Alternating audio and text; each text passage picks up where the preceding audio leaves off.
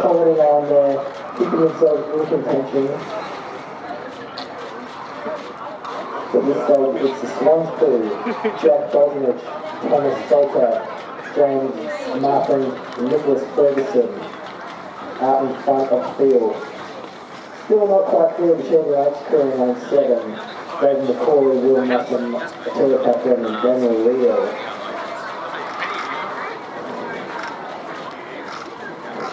And it is the Swans crew who hits the last 250 first.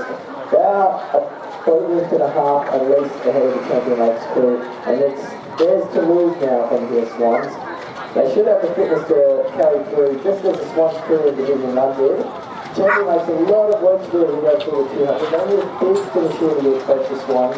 They look good for second place ahead of A&A. Both A&A crews in fact are fighting it out for third amongst one another. And it's just a nice controlled tempo. They haven't brought it up too much this one's crew. It's just nice power strokes, real clean going, maximum efficiency at the moment. Champion Lakes are really grinding hard. Maybe not as clean as the Swan River crew, but they're certainly working as hard as they can.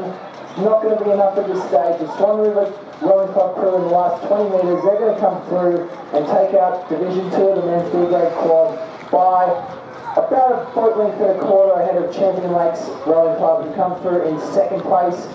A&A over in lane 4 through to third, and A&A in lane 8 are coming through to fourth position now in this race.